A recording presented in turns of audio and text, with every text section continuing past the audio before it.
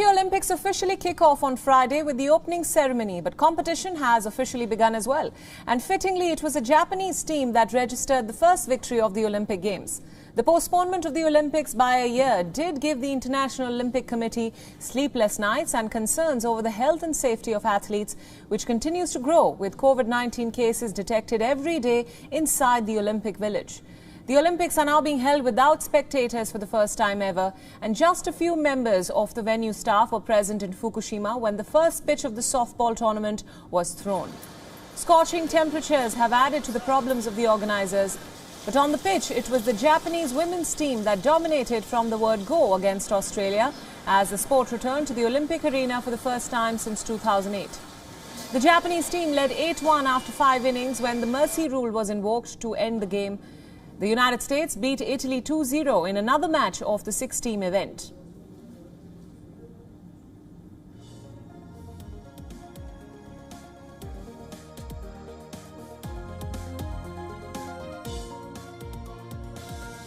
Now, for more on this story and the latest from Tokyo, we are being joined by Phoebe Amoroso from Tokyo for more. Thanks so much for joining us, Phoebe. Now, the competition at the Olympics began with the Japanese softball team beating Australia. Will the mood around the Olympics change once athletes start winning matches and medals? And also, the match was held in Fukushima, which means so much more.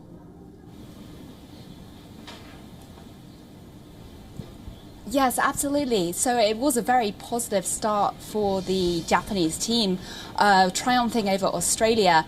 And we heard from Yukiko Ueno, who was the starting pitcher, saying she felt very relieved given the circumstances. And it's also been a long time since softball has been at the Olympics. Even Australian team, they left the match in very high spirits. It'd been 13 years since softball had been away from the games, and they said despite the loss, they brought their own energy to that.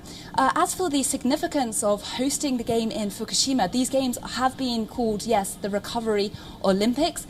And there has been some debate, as it's well known that hosting the Olympics at this time is controversial. There are still concerns over a growing number of COVID-19 cases associated with the games. So whether these amount to a recovery games or not is very much a matter of debate.